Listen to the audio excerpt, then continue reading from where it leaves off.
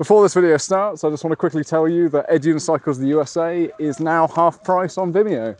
So if you're looking for something to watch over the Christmas period, I'll be honoured if you watch that. It's currently £10. You'll find the link in the description. Alright, on with the video. Last episode, I found myself in a bit of a predicament. Soon after riding over the spectacular Hoover Dam, I found myself on Highway 93, the only strip of tarmac that crossed this dusty section of Arizona. Not paying close enough attention to the road surface, I hit a pothole, was launched off my unicycle, and suffered a twisted ankle. Oh man. What's more, the hard shoulder that I've been following had totally disappeared, leaving me in the middle of nowhere, fighting the pain of a busted left ankle, while trying my best to remount my unicycle without getting hit by oncoming traffic. Nobody said unicycling across the USA was going to be easy. I'm riding on a one-man wheel, powered Purcell analog 36-inch unicycle across the USA. I don't know what the hell I'm gonna get myself into. Yeah. My name's Ed, and I'm riding a unicycle around the world. Join me on this series as I attempt to cycle 4,000 miles across the United States of America.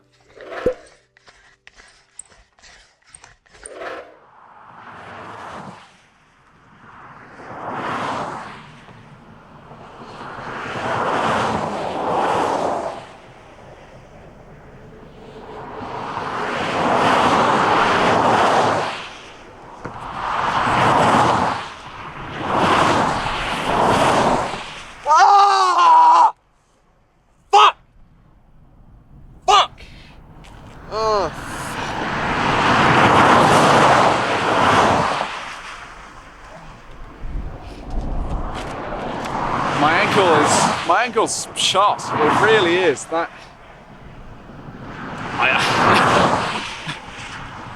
the thing is, I knew it would be difficult. That's why I set the camera up. But then setting the camera up means I need to get on and do it twice. I realised that I don't want to do it twice, so I'm going to put the camera away now.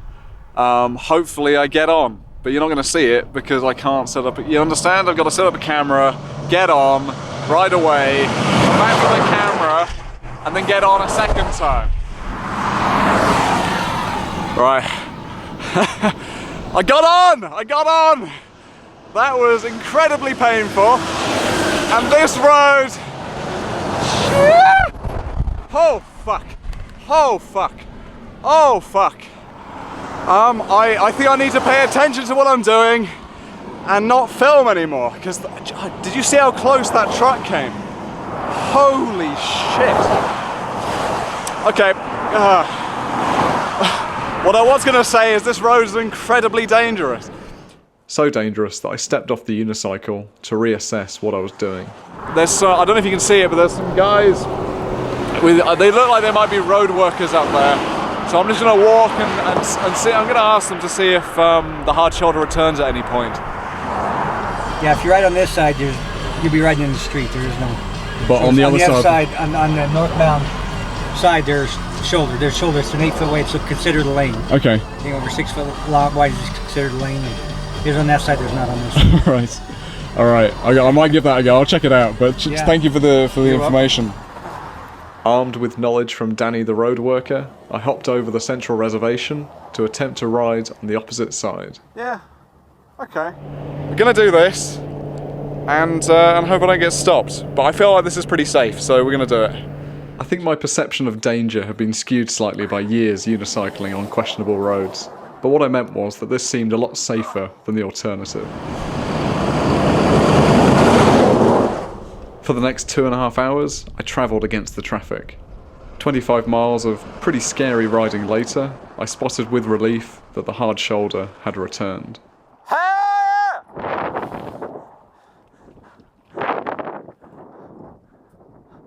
Woo! Never been so happy to see a hard shoulder. Ah, yes! If I'd learnt anything over my 3 years on the road, it's that stressing about the problems that crop up rarely helps your situation. You're much better off stepping back, calming down, and considering if there's another way to approach the obstacle. Deciding to ride on the wrong side of the road until the hard shoulder returned wasn't initially the most obvious solution, but it saved me from the frustration and danger of trying to remount on such a hazardous section, and ultimately kept me and my wheel rolling forward into Arizona. Sometimes I don't know which way to go. Could you give me a sign? Would it be for the best if we gave it a rest? Would it work out fine? Is it true what they say? If there's a will, there's a way. Breaking my head on the wall, I'm out of my mind, just trying to find a reason to care at all. We move so slow. Should I stay or go? Woo. I'm searching for clues. Okay. Did you hear that? Those are coyotes. I was planning to camp here tonight, but bloody hell. I hope they don't come and disturb me. They might be interested in the food. There's another one. But, I don't know. I've camped in proximity to them before, and they didn't cause me any problems. I'm really struggling to talk. My lips are really cold. It doesn't look it, but it's pretty cold here at the moment.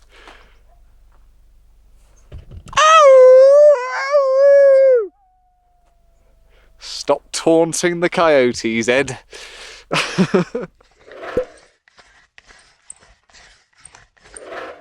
Did you know you can watch these videos a week early? Well, you can, and all these lovely people are already doing it. So all you need to do is head over to Patreon. For $2 a month, you can watch these episodes a week early. So you can watch episode 10 right now. And if you're feeling particularly generous, you can support me on the 3rd tier.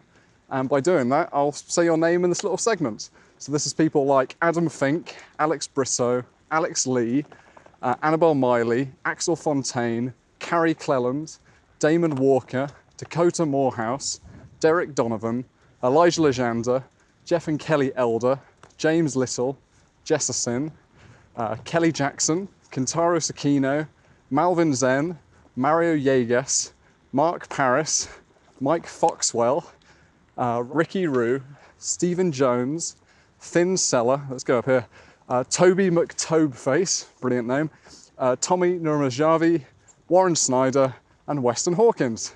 Thank you very much. Now back to the video.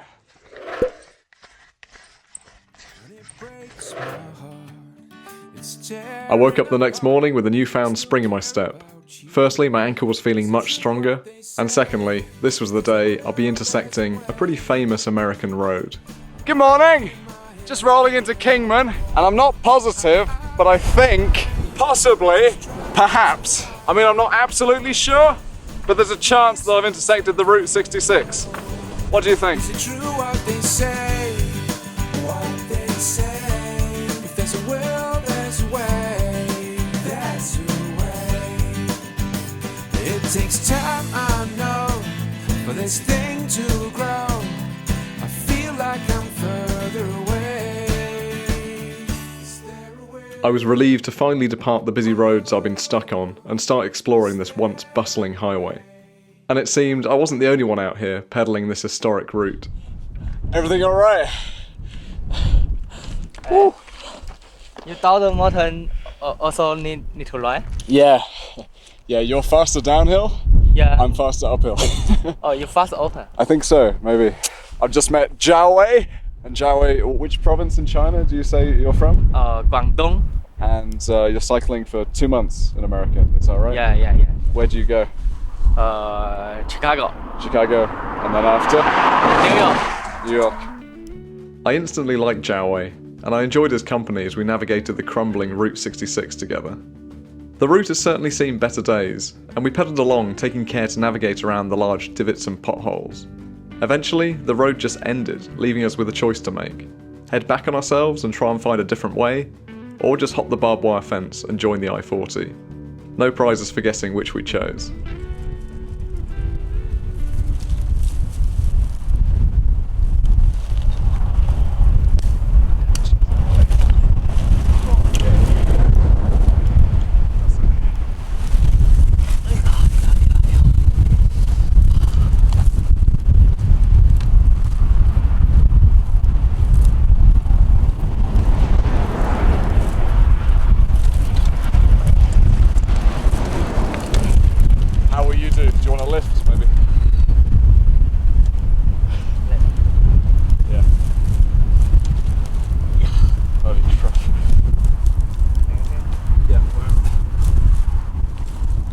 I learned that a couple of months ago, Jowie had quit his job as a computer programmer to go travelling for a year.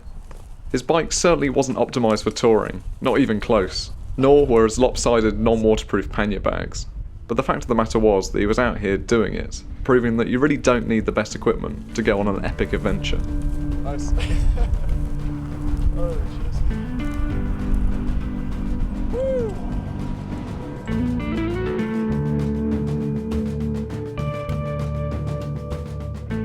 As much as I enjoy travelling alone, the highlights of my world tour have always been when I've teamed up with other cyclists. Be that Martin and Surin in Kazakhstan, Super Cycling Man in China, Magali in New Zealand, or now, Jowie in the USA. We of course didn't know this at the time, but we'd end up travelling alongside each other for the next 3 weeks, battling through snowstorms, dusty Navajo reservations, and possibly visit a certain famous canyon together.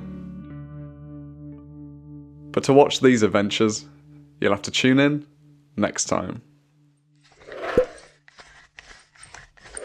If you're feeling impatient and can't wait for next week's video, you're in luck, because the next episode is available right now on my Patreon.